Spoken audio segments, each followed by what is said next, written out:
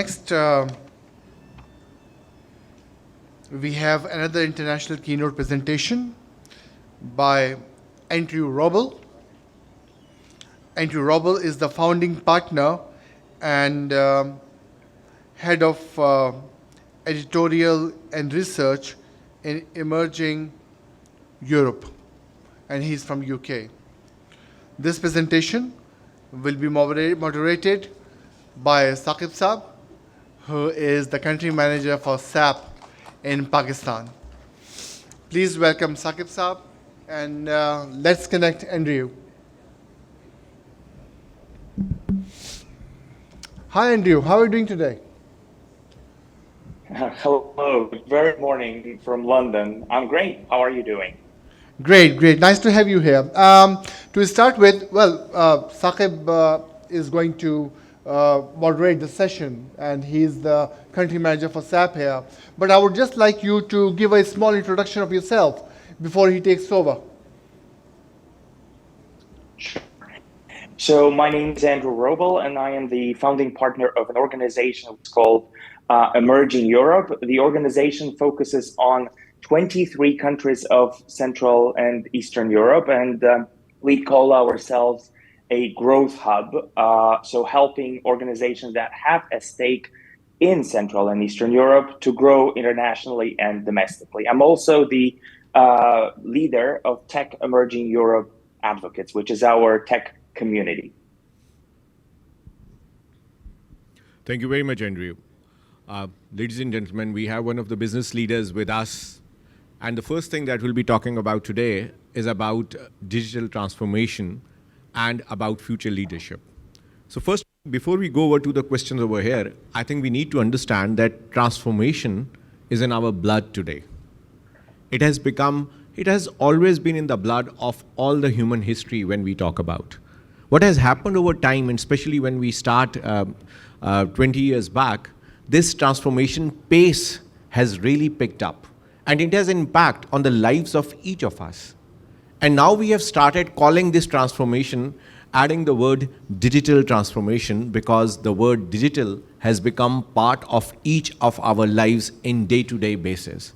It has nothing to do which field that we are in.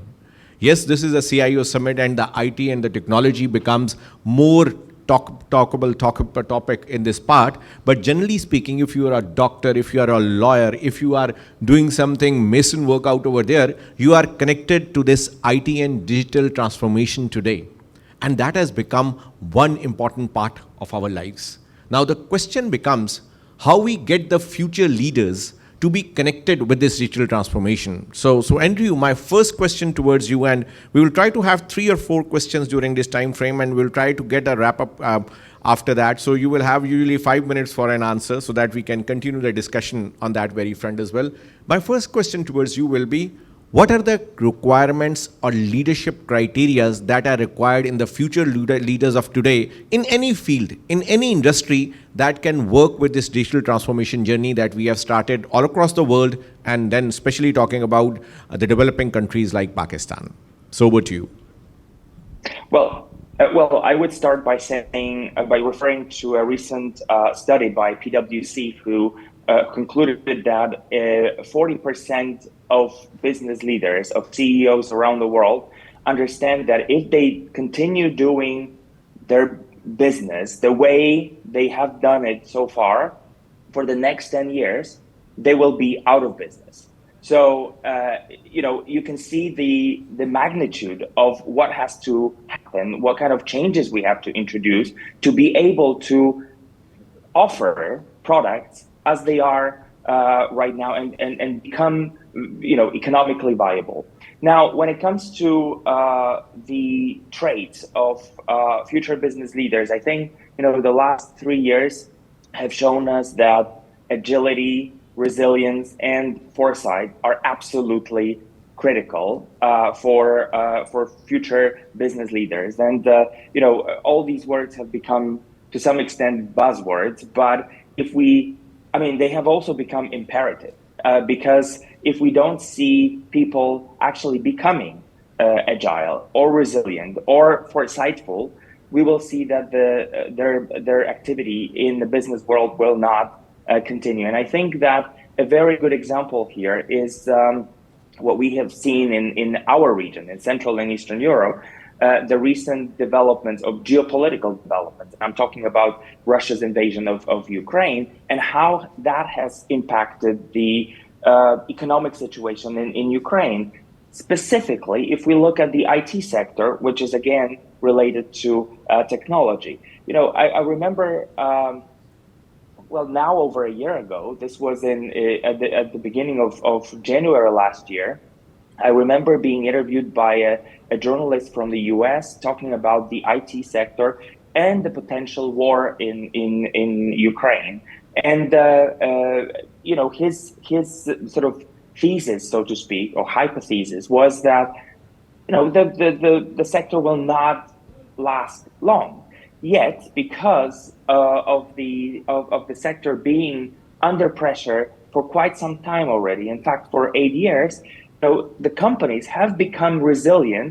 They were prepared for a lot of unexpected situations, including a potential war. So, we were first saying, oh, they're not going to sell, that their clients are going to perhaps stop working with them. None of this happened, but in fact, those companies were able to have power generators ready in their offices, so they could even if there were blackouts, they were able to continue delivering services. So this is what I call resilience, and this is what I call foresight, because they were able to make decisions based on potentially unexpected geopolitical factors and continue doing business.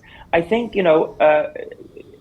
constant improvement is also something that we need to believe that is something that will help us become future leaders. I think that another thing is diversity. Well, the common name is diversity and inclusion, but I think looking at diversity, and it's not only gender, it's also related to ethnicity, it's also related to perhaps sexual background, whatever that is. All types of diversity are important because they definitely contribute to creativity. I think that, as an organization ourselves, we have been thinking about having a diverse team from the very beginning. And it's, people of different nationalities. We have people from Portugal, we have people from the US, we have people from Georgia, what have you really, all types of that.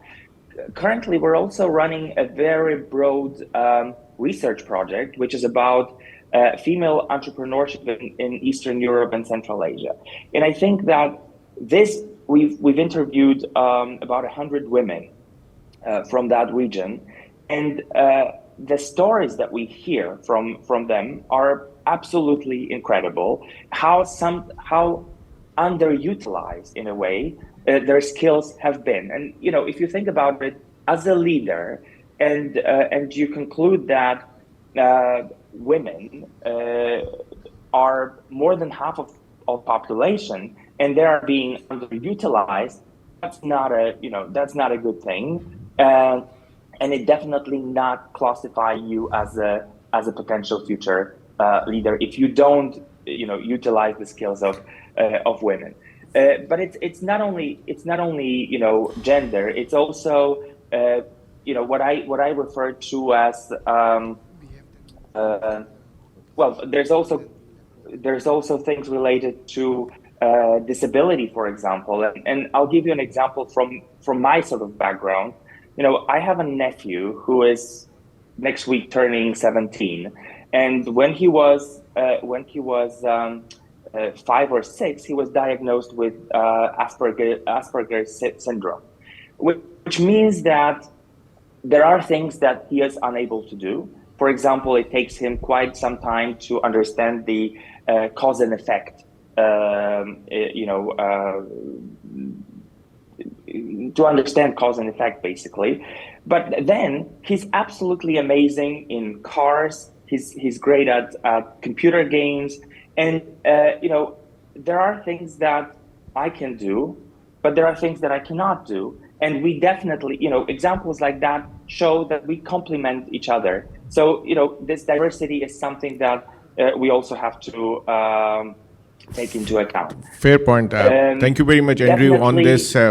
Just wanted to comment on that one because I've also got some time factors over there. I think just to summarize what he said, and especially taking into consideration in the Pakistan market, I think it's more important for us to be flexible and should be very important for the word agile. Now, what the word agile comes in, it's very important that the word, it is okay to take U-turns also and change the strategy on a very fast front as we'll move forward. I think the word diversity and inclusion that has been talking, especially in the context of Pakistan today, is much more important with 50% of our population coming from women, and it's important to make the best use that is required. The leader is the one, let's be very fair, who's able to use the best resources that which he has, and how he can best or she can best utilize that one in the best of its ability.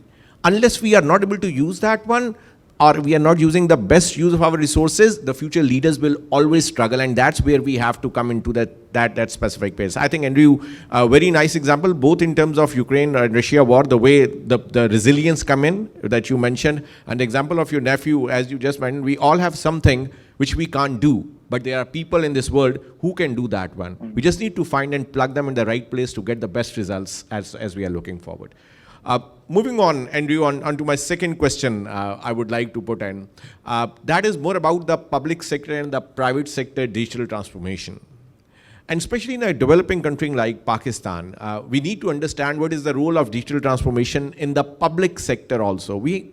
The private sector organizations always have a certain pace, the kind of resources that they have, the change that they can do on a very fast pace. But in case of public sector, we all struggle in that domain. How do you feel, what are the important key sectors in a developing country which can impact the digital transformation in public and private sector both? I think it's definitely the talent that is employed in the public sector. I think the talent drives that change. But if I can say that, if I refer to digital transformation of public services, it is these days, it is absolutely instrumental. And again, I already referred to the example of Ukraine, but I think it's a fantastic example to show how digital transformation of public services has enabled the country to continue, what they are doing or fighting for their freedom. The Ministry of Digital Transformation of Ukraine was set up about three and a half years ago. From the very beginning, they acted as a startup themselves. So you can imagine what the mindset was. The head of the Ministry of Digital Transformation is a guy who is 32 years old right now. So again, he comes from the IT sector, and he understands what needs to be done. Now, over the last year, we've seen a huge number of refugees, moving from Ukraine all over Europe and beyond as well. And I can tell you that I have a lot of friends from Ukraine, and I can see how annoyed sometimes they are when they come to countries like the UK, like Portugal, like France, like Germany, and they see that those public services are not working, that they are not able to do things in their mobile, that they need to wait in a line to be able to get a basic number that should take probably a couple of minutes, not days. I remember I have I'm in a situation that I have an apartment in Portugal as well, and for me to be able to get this is called NIF, which is like a sort of tax number in Portugal, I had to wait in the line for 8 hours. So, these days we are no longer used to things like that. We can do things in our mobile. So, what happened in Ukraine now was that a lot of those services were suddenly added to the app. They are even able to use their passport in their mobile app. Of course, they will not be respected in all the countries and at the borders sometimes, but still, it is as valid as their paper copy of the passport. So I think making sure, referring to your question, making sure that the talent is there, that we have people in the public sector that are able to drive this change, because this is not going to be reversed. I mean, digital transformation of public services, especially COVID showed us that we want to have things easily accessible. So if we don't make sure that we have the talent in the public sector that is able to drive this change, this digital transformation process, I don't think we're going to improve that in any way. Very, very well said, Andrew. And I think we all have passed through this COVID in a difficult way. But what COVID also told us that the change is possible. Everything can be worked out. The trust on the organization and the tools can be done. And the people do work from home also. I think all these things, when they are added together and we talk about from the public and private sector, this digital transformation change becomes much more important for us. I, in my current role, interact with a lot of public sector organizations, and one thing that I can tell you, I clearly see that there is a very important change and they want to be part of this journey. But they have, as Andrew mentioned, they have a certain skill set of the people that is there as well. And we need to make sure that people may take the charge and start the drive also. I think one of the also other challenges that I see in the public and private sector that is, I would use the word positive challenge, that the leadership now is quite young.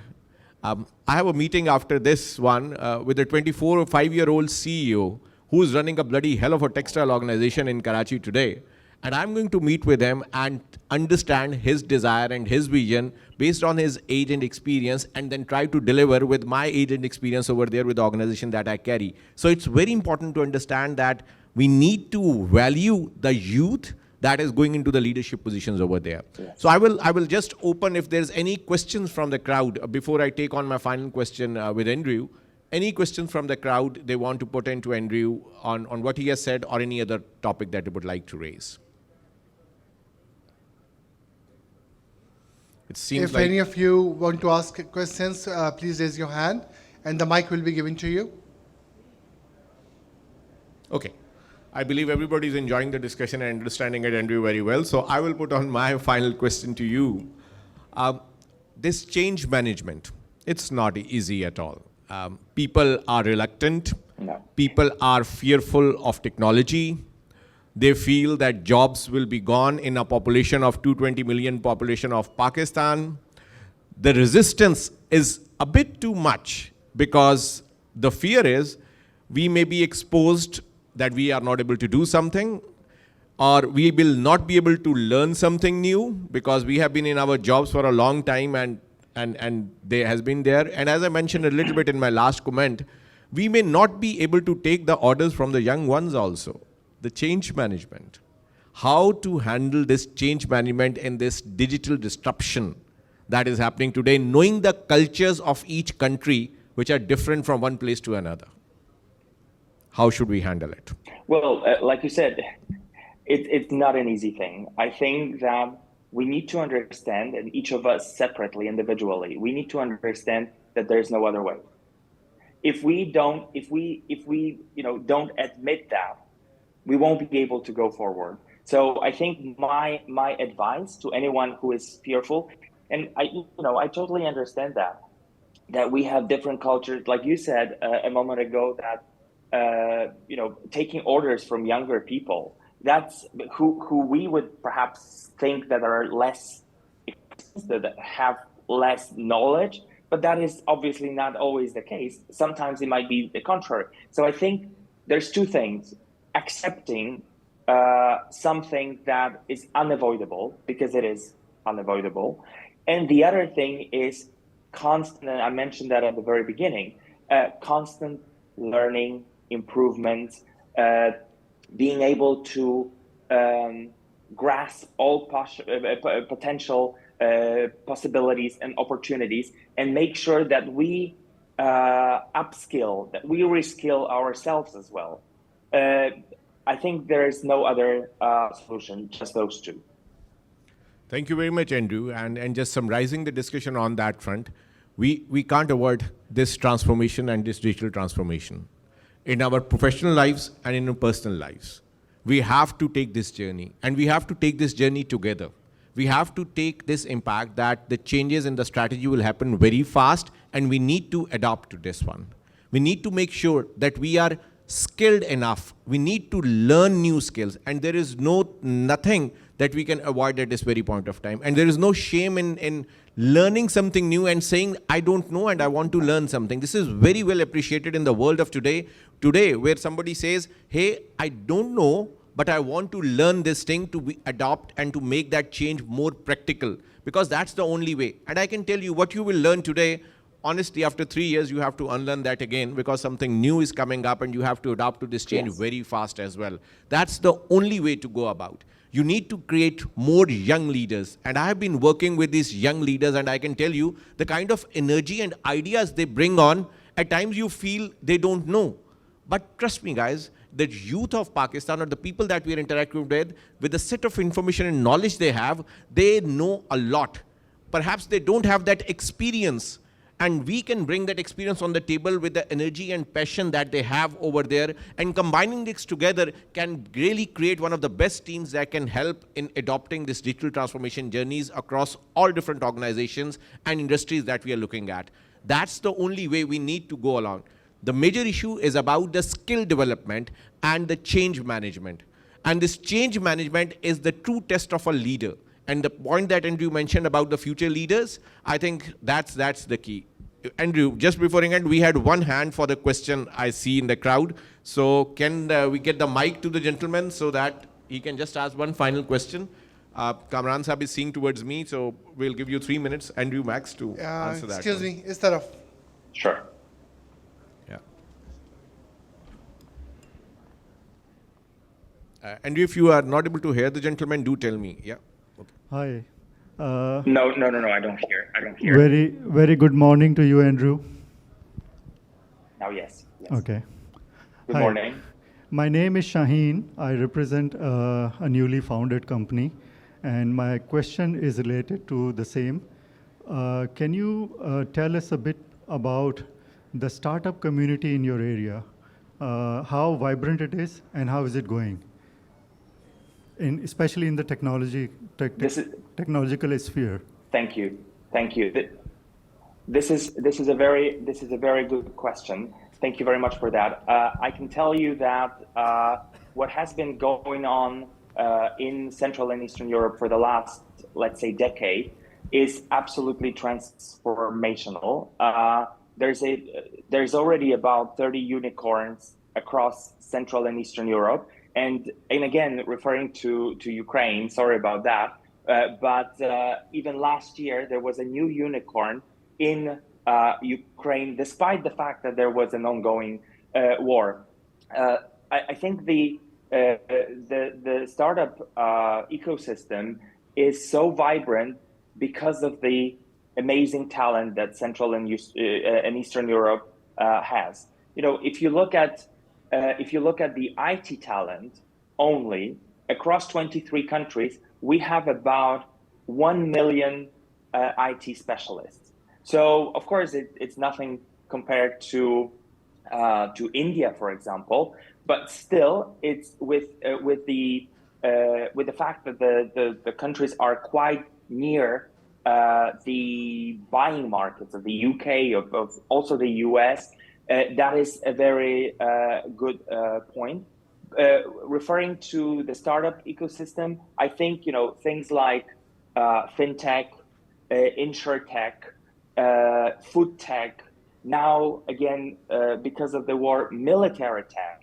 These are the things that are developing very, very fast in the region. And one reason behind that is that during the time of communism, of the social,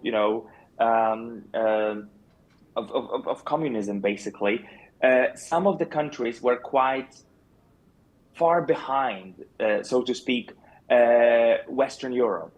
But in the 90s, in the 2000s, they made a huge leap forward with some services, for example, the banking sector, actually being more developed in Central and Eastern Europe than it was developed in Western Europe. So if you're interested more, in learning more about the tech and the startup ecosystem, feel free to contact me and I'll share more details with you. Thank you very much, Andrew. And just a comment on the startup ecosystem, I think we are already seeing a lot of growth in the Pakistan startup system as well. Some अच्छी examples we give, but there are a lot of other examples which are still struggling and trying to get that path. And frankly, today's youth in Pakistan, I remember when I was out of university, the only thing that I was looking for to get a job. In today's youth, they are looking for options. They are looking for startups. They are looking for where they can best utilize what they have learned in the best possible way. There is a change that has happened in 25 years, and I'm pretty hopeful that Pakistan startup and ecosystem will grow with time as well. So thank you very much, Andrew. We are just on time on that very front. Great discussions. I have been part of many discussions, but I really enjoyed it in terms of the global perspective and the way you put the things over there. So thank you very much on that front. Thank you, Andrew. Thank you so much. It was a pleasure. Thank you.